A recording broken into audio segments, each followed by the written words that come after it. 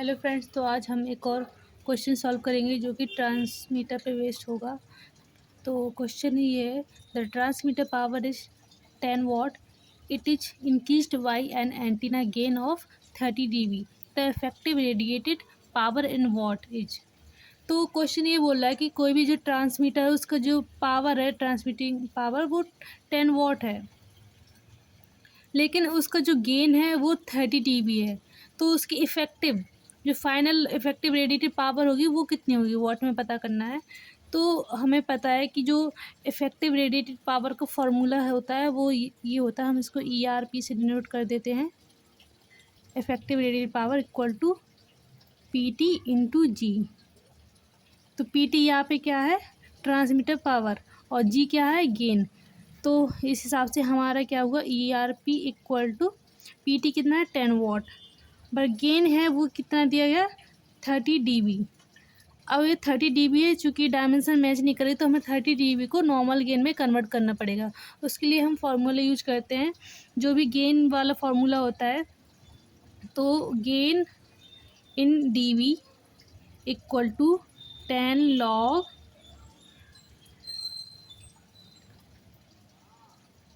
10 gain. Gain ये हमारा normal linear form में है।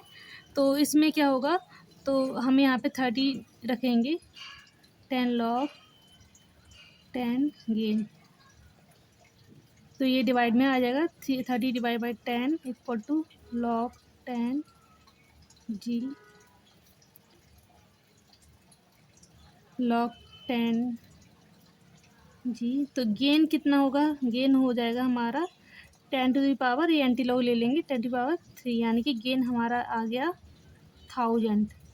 अब इस 1000 को हम यहाँ पे पुट कर देंगे, तो यहाँ पे 100 वाट था, यहाँ पे 1000 मल्टीप्लाई 1000, तो ये कितना आ गया, 10,000 वाट, और हम लिख सकते हैं 10 के वाट। तो ये हमारा फाइनल आंसर है, इफ़ेक्टिव रेडिएटेड पावर। इस तरह के क्वेश्चन बहुत आते हैं, इसरो के फेवरेट रहते हैं एंटीना पे बेस्ड क्वेश्चन। तो नेक्स्ट क्वेश्चन हम सॉल्व करेंगे जो कि डिजिटल इलेक्ट्रॉनिक्स से है। तो क्वेश्चन दिया गया है कि ये एक एक्स नॉर गेट है, उस पर एक इनपुट ए है, दूसरे पे ग्राउंड, मतलब जो सिंबल होता है ये ग्राउंड का सिंबल होता है, तो हम इसको जीरो मान सकते हैं। तो इसका फाइनल आउटपुट क्या रहेगा, तो सबसे पहले तो हमें एक्स नॉर गेट की टेबल आनी चाहिए। तो एक्स नॉर गेट में क्या होता है, ए बी, ये मान लो हमारा इनपुट हो गया, वाई आउटपुट हो गया, 0 0 0 1 1 0 1 1।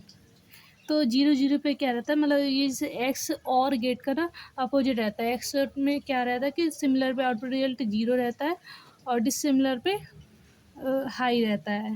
मतलब यहाँ पे 0 1 और 1 0 पे हाई मिलेगा, और 0 0 1 1 पे लो मिलेगा। ये होता है एक्स नॉर में, बट सॉरी एक्स और में, बट एक्स नॉर में इसका उल्टा होता है, यानी कि सिमिलर पे यहाँ पे हाई मिलता है,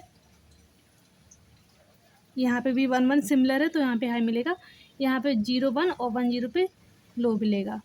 तो हमारा एक इनपुट तो हमारा फिक्स है कि ए है, पर बी हमारा मतलब ए हमारा ए है और बी हमारा 0 है।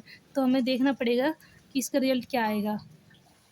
तो यहाँ से दिख रहा है कि मतलब जो भी, मान लो एक हमारा 0 है, तो यहाँ पे कोई भी 0 ले लेते हैं। अगर मान लो ये 0 है तो बी पे अगर 0 रहेगा तो उसका रिवर्स मिल रहा है, 1 मिल रहा है, यानी कि ए अगर हमारा 0 होगा तो ये 1 मिलेगा। और अगर ये भी 0, इसको भी 0 मान के चल रहे हैं, और अगर बी पे अगर हम 1 दे रहे हैं तो ये 0 मिल रहा है, यानी कि 0 का 1 1 का 0। इस तरीके से 0 अगर फिक्स है तो ए का क्या होगा, मतलब 0 का 1 मिला, यानी कि ए का मिलेगा ए बार, और अगर ए मान लो 1 होता तो 1 का मिलता 0, तब भी ए बार। एक तरीके से ए का रिवर्स मिल रहा है। अगर हम इस वाले कंडीशन से चेक कर रहे हैं तब भी सेम क्राइटेरिया आ रहा है। मान लो अगर ये जो 0 है वो बी होता, तो ये इधर 0 मिल रहा है और इधर 0 दे रहे हैं हम, यहाँ पे 0 0 फिक्स है।